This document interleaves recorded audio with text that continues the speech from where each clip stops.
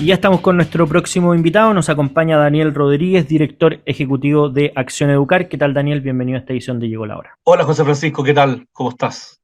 Muy bien, muchas gracias, Daniel. Y bueno, el tema que hoy día nos convoca es eh, lo de la deserción escolar, los recursos que se han puesto a disposición para revertir este problema, porque, porque volvió a ser polémica esto en torno a la ley de presupuesto, a cuántos recursos se establecieron para preocuparse por este tema.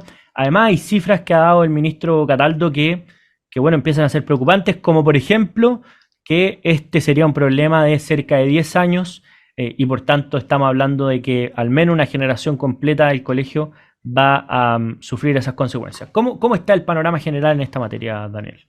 A ver, el panorama es definitivamente muy malo, muy poco auspicioso, porque el problema de la reactivación no partió ahora, partió hace ya varios meses. La política de reactivación se relanzó, recordemos, a principios de este año, porque el año 2022 fue prácticamente un año perdido. Eh, Consejo transversal, que en teoría iba a dar ciertas propuestas originales para poder enfrentar este problema desde la política pública. Y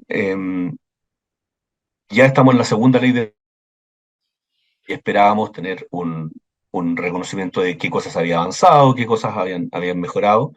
Y lo cierto es que no tenemos hoy día ninguna información sobre el éxito o los resultados de las políticas que se han hecho hasta ahora en reactivación. No tenemos cómo evaluar lo que se ha hecho, si ha sido bueno o ha sido malo. Sabemos que ha sido muy poco, sí sabemos que ha sido muy poco. Los tutores, que es una de las políticas en términos de aprendizaje, no alcanza para cubrir ni el 10% de un nivel, o sea, no alcanza para cubrir el 10% del primero básico, por ejemplo, y no se ha hecho nada más en los otros niveles. Y no estamos invirtiendo en esta ley de presupuestos más recursos. O sea, no sabemos cómo estamos, sabemos que hemos gastado poco y cuando el ministro Cataldo, asume el ministerio, dice que la reactivación va a ser una prioridad, pero luego, por supuesto, no apoya esa idea. Entonces, la verdad es que lo que ha ido decantando, lamentablemente, es una lectura, a mí me parece un poco extrema, pero es una lectura bien desfavorable de la cuña que da el ministro, que es decir, va a demorar 10 años en arreglar esto. Que yo creo que tiene dos lecturas. Efectivamente, el ministro tiene razón, si uno trata de verlo de la mejor manera posible, el ministro tiene razón de que el problema que nos dejó la pandemia nos va a acompañar muchos años, es cierto. Pero la lectura más negativa que uno puede hacer de la misma cuña, que lamentablemente es la que se está dando, dado que no hay más señales, es que esto no es prioridad y que finalmente no vamos a tener nos vamos a dar 10 años en arreglarlo. Y por lo tanto vamos a ir de a poco. Y eso obviamente es una lectura, es la única posible dado lo que se haya estado informando. Claro, y ahí desde ese punto de vista hay una interpretación posible, que es que como se establece que esto nos va a acompañar muchos años, eh, diciendo, no sé, el dato de al menos 10 años vamos a tener este problema, es también como una forma de establecer como la inevitabilidad de la resolución del problema. Es decir, como, mira, se va a demorar 10 años, pero lo vamos a arreglar, pero da lo mismo un poco lo que hagamos ahora porque claro, es como de tan largo plazo como que no hay que perderse en las dimensiones. En tu opinión, ¿hay cosas que podríamos hacer para arreglar este problema antes de ese periodo o porque además son muchas cosas que van en paralelo. Una es como en resolver lo básico, que es que los estudiantes vuelvan al colegio. Pero una segunda derivada es, bueno, ¿y cómo seguimos mejorando la educación que acceden los niños del país?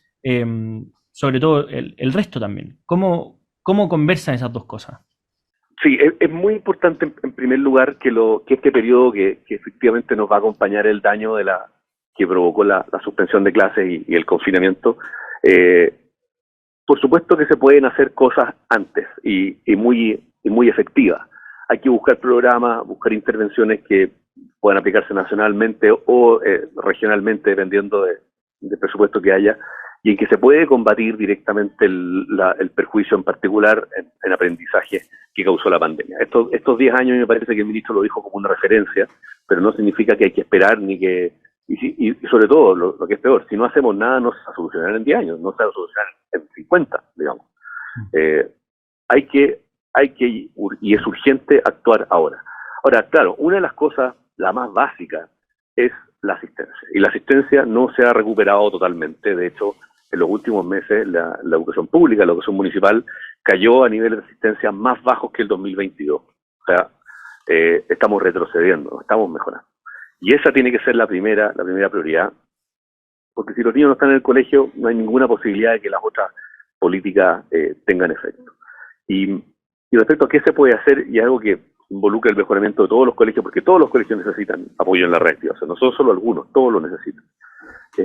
Nosotros creemos que las tutorías son las más apropiadas, pero no de la manera que se han estado haciendo hasta ahora. O sea, se ha estado trabajando en base, primero online, exclusivamente online. Yo creo que online puede ser un componente, pero que sea exclusivamente online es un problema. Y lo segundo es que es en base a voluntarios. O sea, personas que es muy valioso su ayuda, pero es imposible monitorear bien el efecto, es imposible presionar y establecer metas. Queda de alguna manera como algo voluntario. Y el gobierno, a pesar de que esto se lo hemos comentado y hay otros que lo han propuesto también, se ha negado a convertir esto en un problema de primer orden y por lo tanto entender que es necesario no voluntarios, personas de buena voluntad, sino profesores, contratar personas para hacer tutorías en los colegios presenciales. No pueden tener un componente online, pero no pueden ser solo online y que deben ser monitoreados con metas y en un volumen mucho mayor. O sea, 12.000 no es suficiente con problemas que tienen 3,5 millones de personas. Entonces,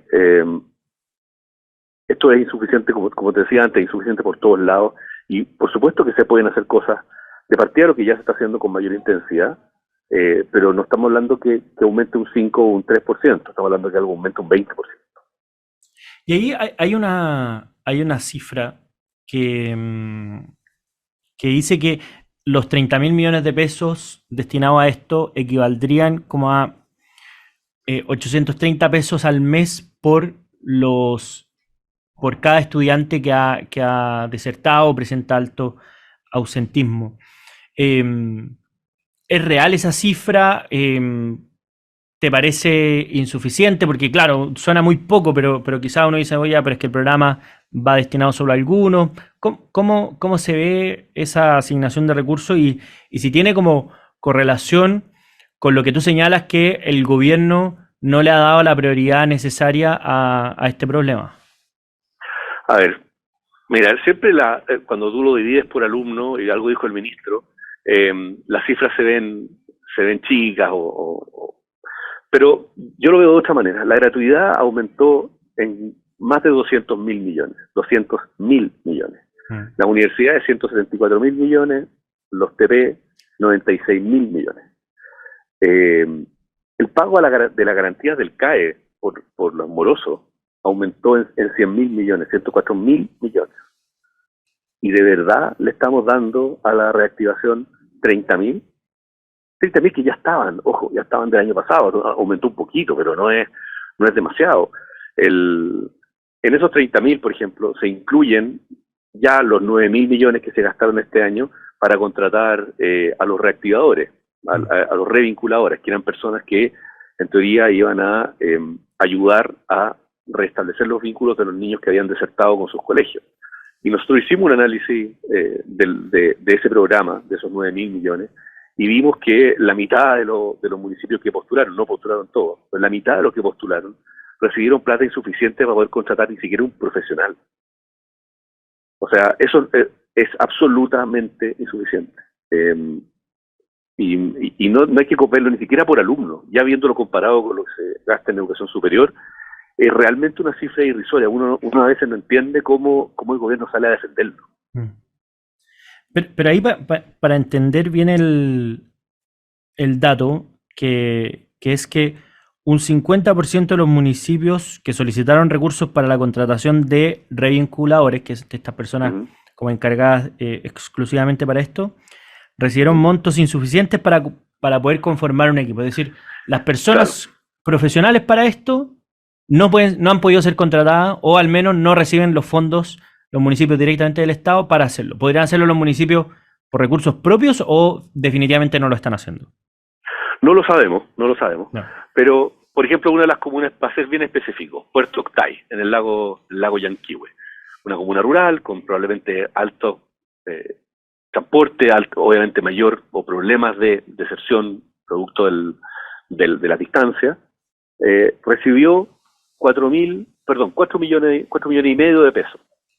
Eso para, por ejemplo, financiar a una persona por un año no te alcanza. Y el ministerio estableció los perfiles. Dijo, usted puede contratar un profesional que cuesta 1.300.000 al mes, o un técnico que gasta un poco menos. Y ese monto no alcanza para cubrir ni siquiera un equipo en los 7 meses desde que se hizo la transferencia. Eso es otra cosa, la transferencia de recursos se hizo a mitad de año. Entonces, ya durante medio año no tuvimos reactivadores.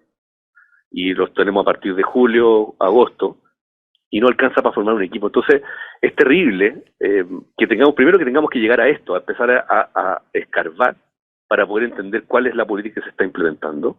No es fácil llegar a estos montos, a esta información. Y cuando llegamos, para 100 y tantas comunas, 127 comunas, no alcanza para formar un equipo. Entonces, ¿cuál es la verdadera prioridad? ¿Por qué se nos dice hay 1.300 reactivadores o revinculadores? Y en realidad ni siquiera sabemos, ojo, no se ha publicado si estas personas han sido efectivamente contratadas. El ministerio no lo sabe. Sabe que transfirió los recursos, pero no sabe quiénes han sido contratados. Entonces, no se está haciendo esto de manera seria. Y ahí, a propósito de la mala asignación de los recursos y el perfilamiento además de los profesionales de los que dicen que se debería contratar, esta situación depende de esta asignación presupuestaria que se hizo, es un problema aparte, y cómo son las perspectivas, sobre todo para el año siguiente, que tal como tú señalaste que este año ya hay asistencia más baja que el año 2022 y por tanto el próximo año debería ser crucial en esta materia. ¿Cómo se ve el panorama de aquí al próximo año?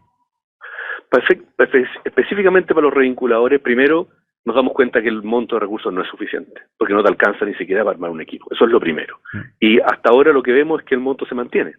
Se esconde, digamos, porque se hace una sola asignación de varias, pero no hay ninguna señal de que los 9.000 millones que se asignaron solo para esto vayan a aumentar.